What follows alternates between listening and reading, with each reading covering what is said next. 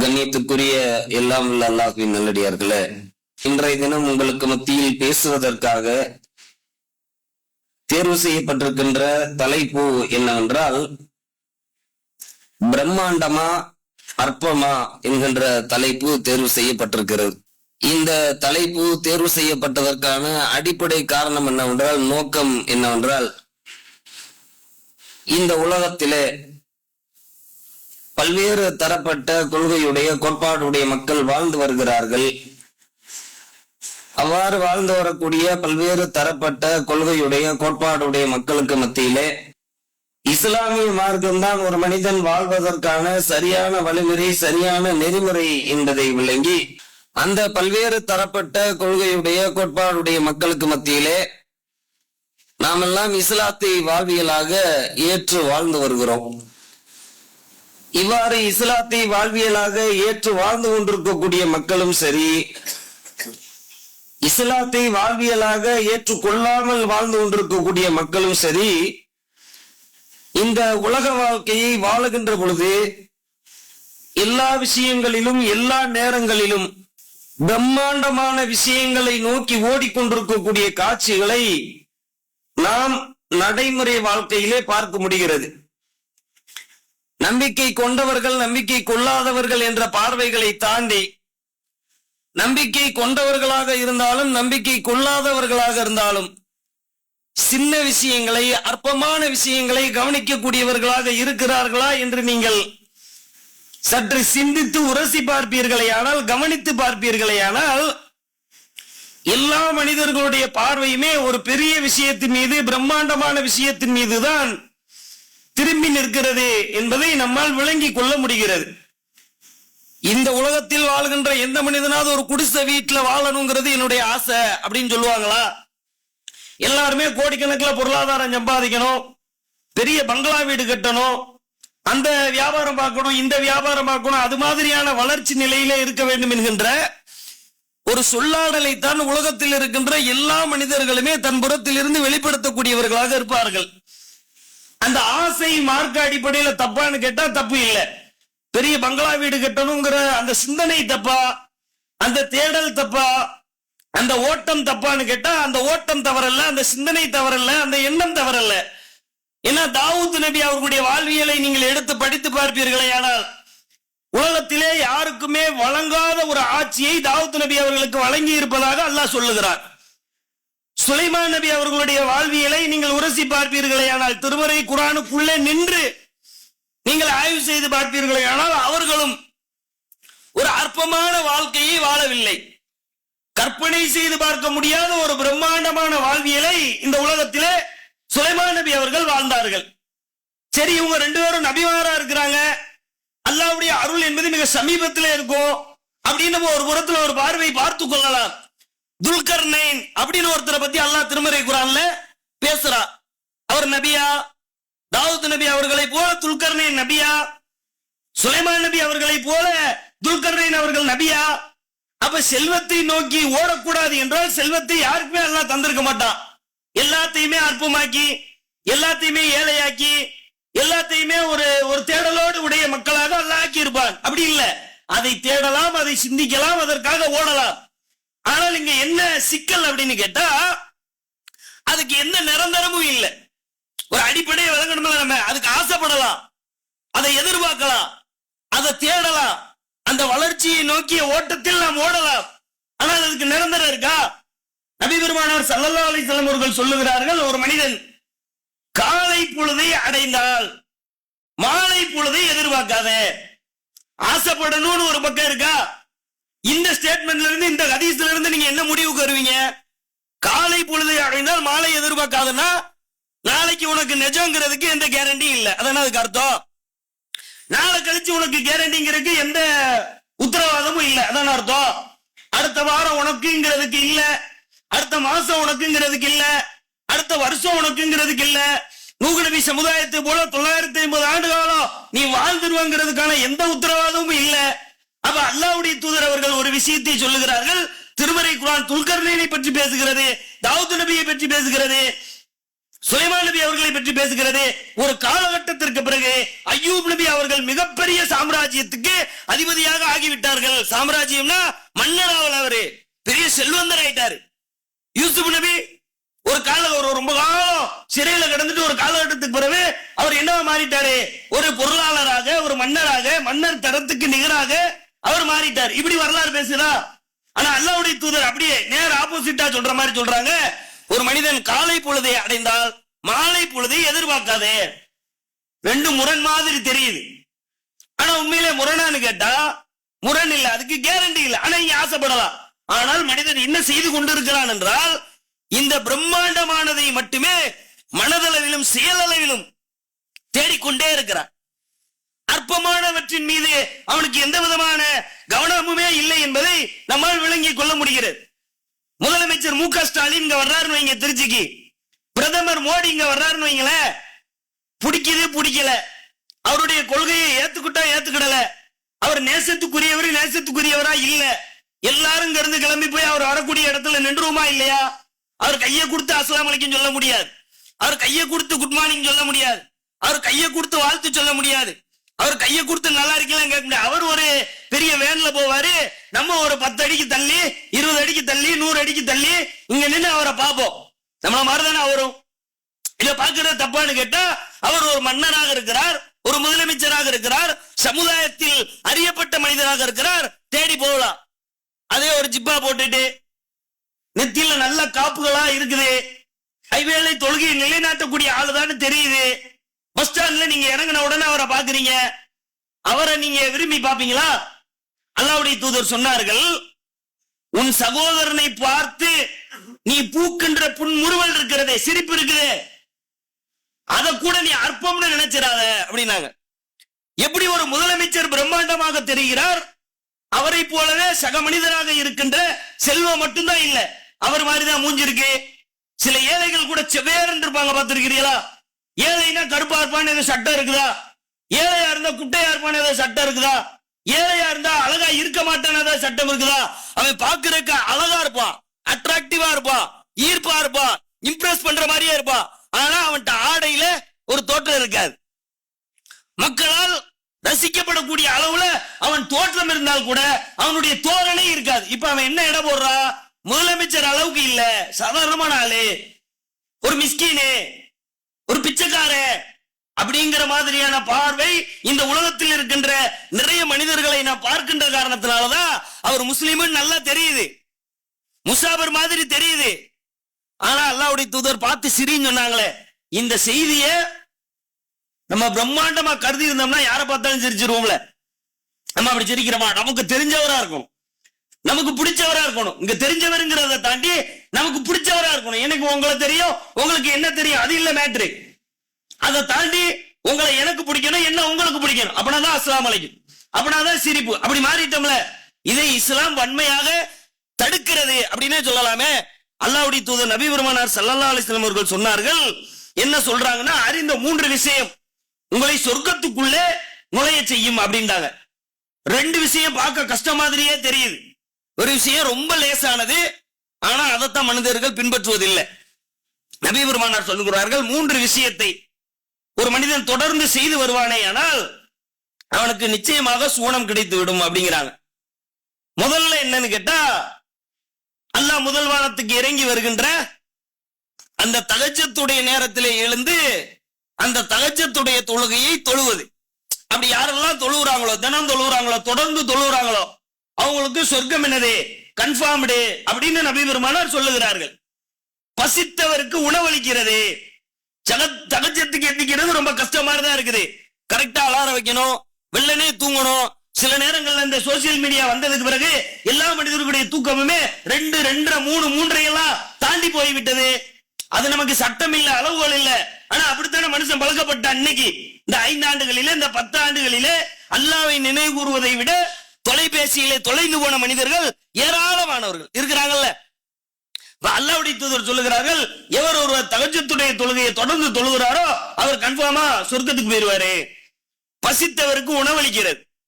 நீங்களா தேடி போய் உணவளிக்கிற சொல்ல, உங்கள்கிட்ட பசிக்குதுன்னு ஒருத்தர் வந்து கேட்பார், சாப்பிட்டு 2 நாள் ஆச்சுதா, சாப்பிட்டு 3 நாள் ஆச்சுதா, எனக்கு ஏதாவது ஒரு டீ வாங்கி கொடுங்க அல்லது ஏதாவது ஒரு சாப்பாடு வாங்கிட்டாங்கன்னு கேட்பார்ல, அப்படி அவர் கேட்டுட்டா நீ வாங்கி கொடுக்கறீல, இதை கேட்கும் போதெல்லாம் செஞ்சுக்கிட்டே வந்தீங்கன்னா உனக்கு சொர்க்கம் கன்ஃபார்ம்ங்கிறாங்க ரசூலுல்லாஹ்.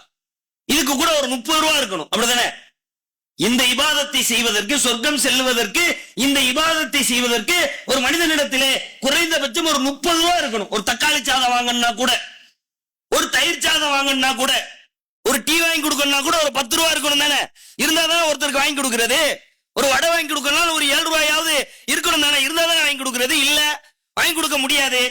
இந்த ரெண்டும் கூட ஒரு லெவல்ல இருக்கு. ஒண்ணு ரொம்ப பெருசா கஷ்டமா இருக்கு, ஒண்ணு கொஞ்சம் கஷ்டம் மாதிரி இருக்கு, பரவாயில்ல நடுநிலையில இருக்கு, இருந்தா வாங்கி கொடுத்துடலாம். இன்னொன்னு எளிமையானது. அல்லாஹ்வுடைய தூதர் சொல்லுகிறார்கள், அறிந்தவருக்கும் அறியாதவருக்கும் சலாம் சொல்வது இருக்கிறதே, அது உங்களை சூனத்திற்குள்ளே கொண்டு போய் சேர்க்கும். தஹஜ்ஜுத் தொழுவ முடியாது எல்லாராலையும், எல்லா நாளும் தஹஜ்ஜுத் தொழுவ முடியாது எல்லாராலையும், எல்லா நாளும் எல்லாருக்கும் சாப்பாடு வாங்கி கொடுக்க முடியாது, அஸ்ஸலாமு அலைக்கும் சொல்ல முடியாதா? அதுல ரசூலுல்லாஹ் கரெக்டா பயன்படுத்துறாங்க. அறிந்தவனுக்கும் அறியாதவனுக்கும். அறிந்தவனுக்கு நீ சொல்லிடுவ, என்ன தெரியும், பாப்ப, நிப்ப, பேசுவ, டீ குடிப்ப, வாய்ப்பு இருந்தா சாப்பிட கூட போவ, பெரிய பெரிய ஹோட்டல்ல கூட சாப்பிடுவ, அது இயற்கையா லேசா நடக்கும், அப்படிதானே? அறியாதவர்னா நடக்குமா? அதான் ரசூலுல்லாஹ் ரொம்ப அழகா சொல்றாங்க, அறிந்தவருக்கும் அறியாதவருக்கும் நீ சலாம் கூறுவது இருக்கிறதே, அது உன்னை சூனத்திலே நுழைக்கிறது என்று நபி பெருமானார் ஸல்லல்லாஹு அலைஹி வஸல்லம் அவர்கள் சொல்லுகிறார்கள். நம்ம அற்பமா பார்க்க போய் தானே ஜிப்பா போட்டவருக்கு சலாம் சொல்றது இல்ல, அவர் தெரியாம இருந்துட்டு போற முஸ்லிம்னு தெரியுதுல, அந்த அடையாளம் தெரியுது. அறியாதவர்னு ரசூலுல்லாஹ் பொதுப்படையில தான் சொல்றாங்க. நம்ம அந்த கேட்டுக்கிற அளவுக்கு ஜனநாயக நாட்டுக்குள்ள நுழைய வேணாம்.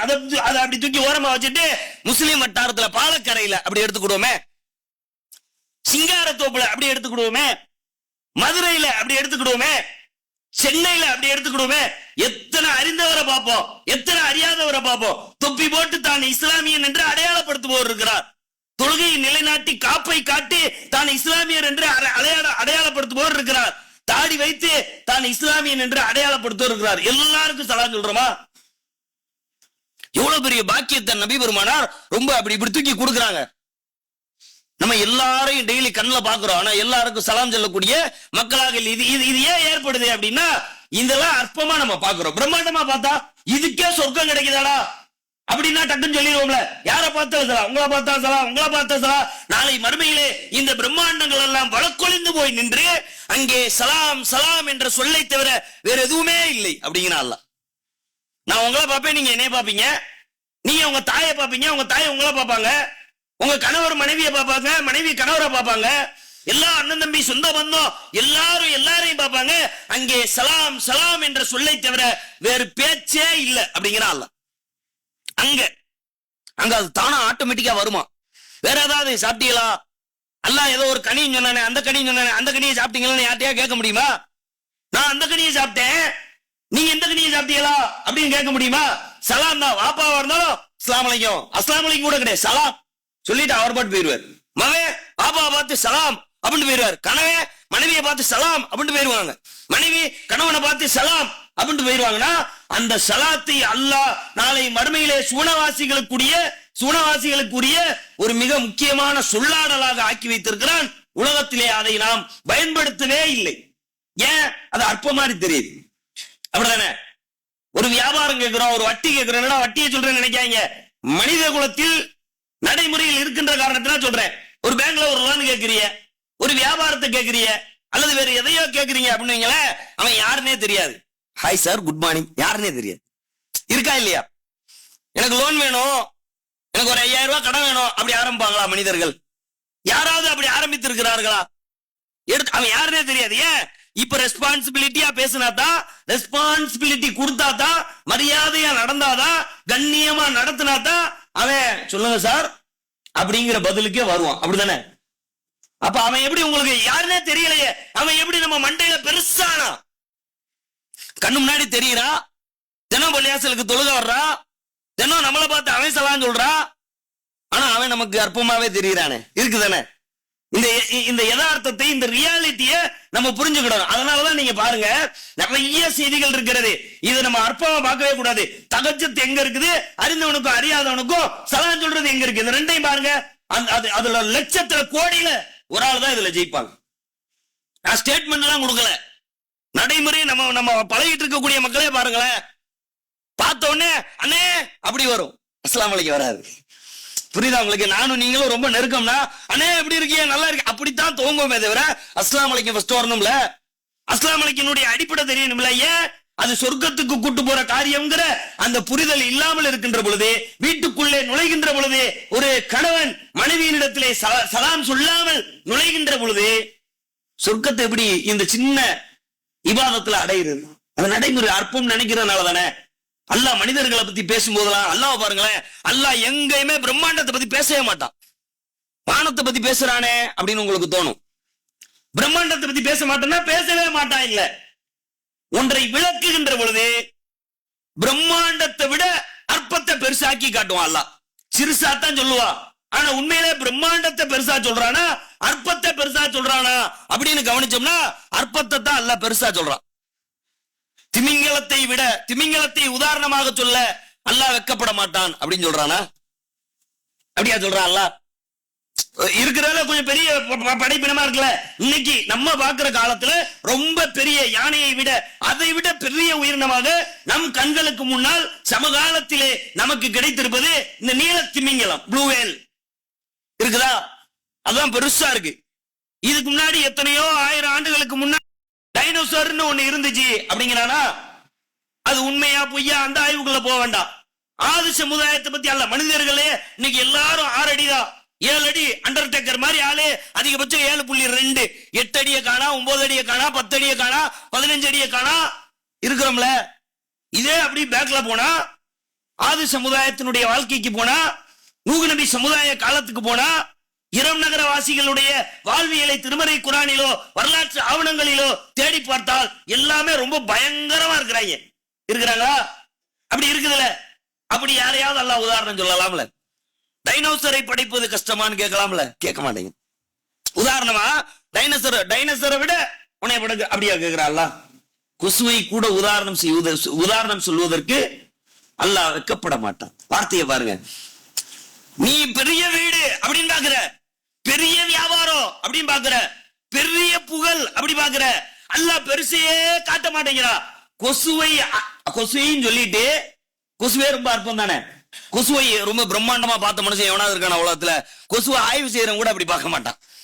கொசுவை ஆய்வு செய்வான்ல, கொசுல என்ன இருக்கு, கொசுல இருக்கக்கூடிய பாசிட்டிவ் என்ன, கொசுல இருக்கிற நெகட்டிவ் என்னன்னு பாப்பான்ல, அவன் கூட அந்த கொசுவை ரொம்ப பிரம்மாண்டமா பார்க்கவே மாட்டான். அற்பம் என்று பார்த்து கொண்டேதான் அதை செய்து கொண்டிருப்பான். அல்லாஹ் இந்த இடத்திலே பயன்படுத்துகிறான்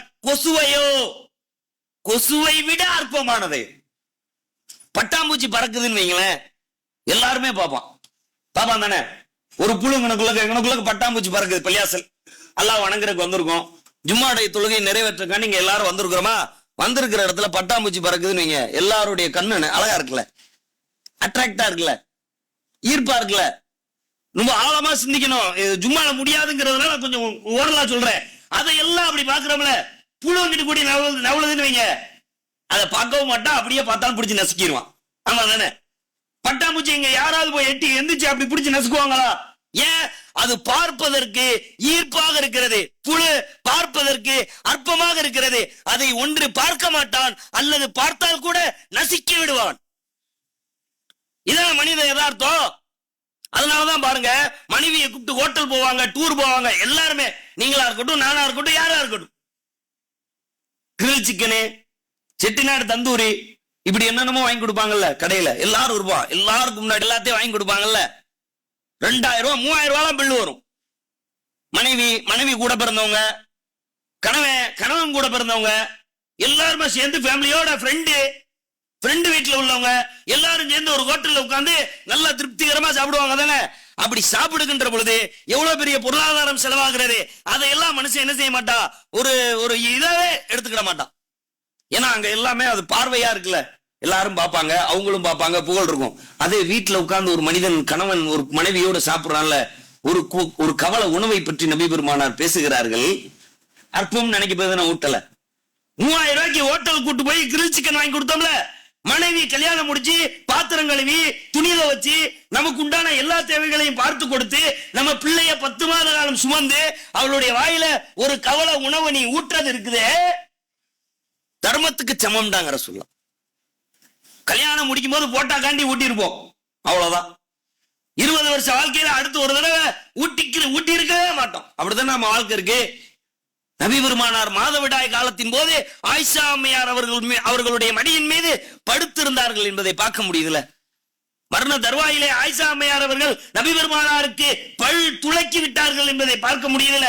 அதெல்லாம் அற்பமா நினைக்கிறதானங்க ஒரு கணவன் மனைவி இடத்துல, மனைவி கணவன் இடத்துல ஷேர் பண்ணாமலே காலம் ஓடிக்கொண்டிருக்கிறது. சோசியல் மீடியாவுல அல்லது வியாபாரத்துல, பொருளாதாரத்தை திரட்டுறதுல அப்படியே மனுஷன் வாழ்றான்ல, இது அற்பம்னு பார்க்க போய் மனைவியினுடைய வாயில நீ ஊட்டுகின்ற ஒரு கவலை உணவு இருக்குதே, அது தர்மம் செய்த கூலியை பெற்று தரும் சொல்ல சொல்றாங்களே. என்னைக்காவது விரும்பி அதை நம்ம புள்ள பார்த்தா நம்ம புள்ள அது மாதிரி நடப்பான்.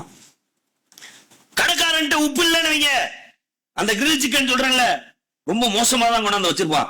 பெரிய ஹோட்டலா இருக்கும், சவேரா மாதிரி பெரிய ஹோட்டலா இருக்கும், எல்லாரும் இருப்பாங்க, அவனை வையவும் முடியாது, வைய முடியாதுல. அந்த ஓனர் என்னைக்கா திட்டி இருப்பான், நல்லா இல்லாத பொருளை வந்து வச்சிருப்பான். மரியாதையை போய் அவன்கிட்ட சொல்லுவோம், சார் உப்பு இல்லாத மாதிரி இருக்கு, கொஞ்சம் மிஸ்டேக்கா இருக்கு, சரி சார் நான் பில்ல வாங்கிறேன் சார் அப்படிமா. அவன்கிட்ட அரட்டவே மாட்டான், கத்தவே மாட்டான். மனைவிக்கு உப்பு இல்ல நீங்க தட்டையத்துக்கு எரிஞ்சிருவான். கணவன் இருக்கிறமா இல்லையா? தந்தையை எரியாட்டினா கூட குறைந்தபட்சமா நம்ம என்ன செஞ்சிருவோம், சத்தம் போடவாது செஞ்சிருவோம் தானே. ஏன்? நம் மனைவி நமக்கு அற்பமாக தெரிகிறாள். நம் மனைவி நமக்கு கொடுக்கின்ற உணவு இருக்கிறதே அது நமக்கு அற்பமாக இருக்கிறது. அவள் நமக்கு செய்கின்ற அந்த பணிவிடை இருக்கிறதே அது நமக்கு அற்பமாக இருக்கிறது. அது எப்ப பிரம்மாண்டமா தெரியுதோ நம்ம தூக்கி ஊட்டி விட்டுருவோம். டெய்லி இது நடக்கும், டெய்லி இது நடக்கும். அப்ப மனசு பிரம்மாண்டமா பார்க்கல தானே. ஆனா அல்லாஹ் நம்மள அற்பங்கிற எப்படி தெரியுமா சொல்றா, அலா நகுலுக்கும் மாய் மகின், உங்களை நம்ம எப்படி தெரியுமா படைச்சோம், வைரத்துல இருந்து படைச்சோம். வைரம் தானே பிரம்மாண்டம், வைரம் தானே பிரம்மாண்டம், தங்கம் தானே பிரம்மாண்டம், வெள்ளி தானே பிரம்மாண்டம். ஆனா அல்லாஹ் நம்ம எல்லாரையும், மனிதர்களை எல்லாரையும் சொல்றா, நம்ம உங்க எல்லாரையும் எங்க இருந்து படைச்சோம் தெரியுமா, வைரத்தில் இருந்தல்ல, தங்கத்தில் இருந்தல்ல, அற்பமான விந்து துளியில் இருந்து. அற்பம் தானே. இத ஒரு இடத்துல அல்லாஹ், ஒரு வசனத்துல ஒரு இடத்துல அல்லாஹ் சொல்லல, திருமறை குர்ஆன் முழுக்க எல்லா இடத்துல பேசும்போதும் அல்லாஹ் சொல்றான், நீ எப்படி படைக்கப்பட்டனா, அற்பமான விந்து துளியில் இருந்து படைக்கப்பட்ட, உனக்கு என்ன பெருமைன்னு அர்த்தம். அப்படிதான் அர்த்தம். பெருமை பெருமையை விரும்ப கூடாது அப்படி இல்ல, அப்படி சொல்லல அல்லாஹ், அப்படி சொல்லல. எல்லாத்தையும் சமமா நடத்துங்கிறான். எல்லாத்தையும் சமமா நடத்து, எல்லாருக்கும் சலாம் சொல்லு, எல்லாத்தையும் சரி, எல்லாத்தையும் பேசு. ஊர்ல உள்ள மக்களுக்கு நீ பெரிய உதவி செய்யறீல, அது மாதிரி உனக்கு இருக்கிற மனைவிக்கு உதவி செய். உன் கூட பிறந்த அக்கா தங்கச்சி இருக்கிறாங்களே அவங்களுக்கு உதவி செய். உன் கூட பிறந்த அண்ணன் நம்பி இருக்கிறாங்களே அவங்களுக்கு உதவி செய் அப்படின்னு அல்லாஹ்வுடைய தூதர் நபி பெருமானார் சொல்லி தருகிறார்கள். அல்லாஹ் திருமறை குர்ஆனிலே சொல்கிறான், அற்பமான விந்து துளியிலிருந்து நம்ம என்ன செஞ்சோம், உங்களை படைத்தோம் அப்படிங்கிற அல்லாஹ். பிரம்மாண்டமா மனிதன் எதை பார்க்கிறானோ அதையெல்லாம் என்ன செய்யல அல்லாஹ் ரப்பல் ஆலமீன் பேசவே இல்லை என்பதை நாம் என்ன செய்து கொள்ள வேண்டும், விளங்கிக் கொள்ள வேண்டும். ரசூலுல்லாஹ் கிரேக்க ரோமாபுரி பேரரசெல்லாம் நடுநடுங்குகின்ற பிரம்மாண்டமான ஆட்சிக்கு சொந்தக்காரவங்க, அப்படிதானே? அதுல யாருக்குமே மாற்று கருத்து இல்ல. மக்கமா நகரத்திலே அவர்கள் மன்னராக தூதராக ஆவதற்கு முன்னாலும் மக்கள் அனைவராலுமே மதிக்கப்பட்ட போற்றப்பட்ட ஒரு உயர்ந்த மனிதர் தான் நபி பெருமானார். மதீனாவுக்கு வந்த பிறகு கிரேக்கோ ரோமாபுரி பேரரசெல்லாம் தன்னால கிடுகிடு நடுங்கிற அளவுக்கு அல்லாஹ்வுடைய தூதருடைய கையே ரொம்ப பயங்கரமா ஓங்கி போயிருக்கு. ஓங்கி இருக்கா? கைசர் பயப்படுறாரு, கிஸ்ரா பயப்படுறாரு. கைசர் கிஸ்ரா இருக்கிறாங்கல்ல, கிரேக்க ரோமாபுரி பேரரசு இருக்குல்ல, அந்த ஆட்சிக்கு உரியவர்கள் ரசூலுல்லாஹ்வுடைய கடிதத்தை பார்த்தா பயப்படுறா. ஆனா ரசூலுல்லாஹ்வை எல்லா சகாபிகள் நிக்கும் போது வாங்கின கடனை திருப்பி கொடுக்கலன்னு ஒரு சகாபி ஒரு துப்பட்டியை தூக்கி ரசூலுல்லாஹ்வுடைய கழுத்துல போட்டு அப்படி இருக்கிறார். கைசர் பயப்படுறாரு, கிஸ்ரா பயப்படுறாரு. ரசூலுல்லாஹ் கூட இருக்கிற கடன், ரசூலுல்லாஹ் அவர்கிட்ட கடன் வாங்கினாங்க ஒரு சகாபிட்ட. அவர் வந்து கடனை கேட்கிறார், கடனை தாங்க, டேட் ஆயிருச்சு, சொன்ன தேதி ஆயிருச்சு அப்படி கேட்கலாம். ஆனா அவர் அப்படி கேட்காம என்ன செய்யறாருன்னா, நாள் தள்ளிருச்சு, சொன்ன தேதி தள்ளிருச்சு, நாட்கள் கூடிருச்சு, ஒரு துப்பட்டியை தூக்கி ரசூலுல்லாஹ் கழுத்துல போட்டு பிடிச்சி இருக்கிறார். ரசூலுல்லாஹ் தன்னை பிரம்மாண்டம் என்று நினைத்திருந்தால் அங்கே என்ன நடந்திருக்கும்? கிரேக்கமே என்னை பார்த்து பயப்படுகிறது, ரோமாபுரியே என்னை பார்த்து பயப்படுகிறது, இவரை பிடித்து சிறையில் அடையுங்கள் அப்படின்னு சொல்லியிருப்பாங்கல்ல. சகாபாக்களுக்கு கோவம் வருது, ரசூலுல்லாஹ் கழுத்திலேயே கயத்தை போட்டு இழுத்துறாரா, எல்லாரும் வாளெல்லாம் தூக்குறாங்க, வெட்ட போறாங்க. அல்லாஹ்வுடைய தூதர் நபி பெருமானார் அந்த எல்லா சகாபிகளுக்கும் சொல்லுகிறார்கள், இன்னல் சகாபி ஹக்கி பகாலா, கடன் கொடுத்தவருக்கு பேசுகின்ற உரிமை இருக்கு. அவர் அற்பம்னு பார்த்திருந்தா இப்படி சொல்லியிருப்பாங்களா ரசூல்லா? அற்பம்னு பார்த்தாங்களா ரசூல்லா? அவர் அற்பம்னு பார்க்கல. நம்ம கடன் கேட்டோம், அவர் கொடுத்தாரு, நம்மளால உரிய தேதியில கொடுக்க முடியல, அவர் வந்து கேட்பாரு, அவருக்கு உரிமை இருக்கு, அவர் எப்படினாலும் கேட்பாரு அப்படிங்கிற ஒரு அடிப்படையை நபி பெருமானார் ஸல்லல்லாஹு அலைஹி வஸல்லம் அவர்கள் அந்த மக்களிடத்திலே நடைமுறை செயலாக ஆக்கி காட்டினாங்களே, அதுதானே அடிப்படை. அந்த அடிப்படையை நம்ம இந்த உலகத்துல வாழும்போது எல்லாத்துட்டையும் நடக்கிறோமா? நடக்கிறது இல்ல. சுலைமான் நபி குதிரைப்படையை தூக்கிட்டு ஒரு பக்கம் போய்கிட்டு இருப்பாங்க. அப்ப எறும்புகள்லாம் வருமா? வரும்போது சுலைமானுடைய படை வருகிறது அப்படின்னு சொல்லும். அது சுலைமான பிரம்மாண்டமா பாக்குது, அதனால அது சொல்லுது. மிதிச்சிருவாரோ அப்படிங்கிற கவனத்துக்கும் சொல்லுது. பிரம்மாண்டமான உலகமே திரும்பி பார்க்கிற ஜின்ன வசப்படுத்தி வச்சிருக்காரு. வசப்படுத்தினா ஜின் கட்டுப்பாட்டில் இருக்கிறது, கடலில இறங்கி முத்து குளிக்கிறது.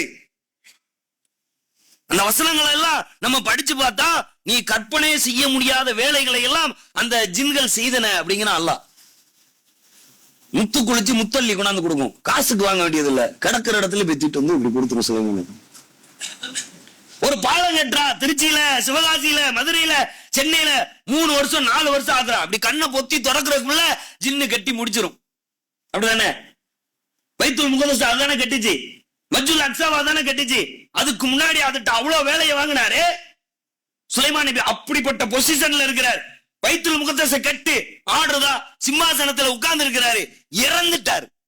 அந்த வரலாறு அல்லாஹ் சொல்ற, அப்படி மெய்சில எடுத்து புல்லரிச்சிரும். மூத்தா போயிடுறாரு. ஆர்டரை போட்டாரு, ஆர்டரை போட்டுட்டு கட்டி முடிக்கிறவரை உயிரோட இருக்கணும்ல. பார்த்து சூப்பரா கட்டி இருக்கிறீங்க, என் கட்டளைக்கு நீங்க வந்து பதில் அளிச்சிட்டீங்க அப்படின்னு சொல்லணும்ல. அப்படி சொல்லல. ஆர்டரை போட்டுட்டு உட்கார்ந்து இருக்கிறாரு, அல்லாஹ் மௌத்தாக்கிட்டான். கைத்தடியை பிடிச்ச மணிக்கு இப்படி இப்படி உட்கார்ந்து இருக்க, அதே தோரணையில் அல்லாஹ் உட்கார வச்சு அந்த வேலையை பூரா எங்க போவாங்க?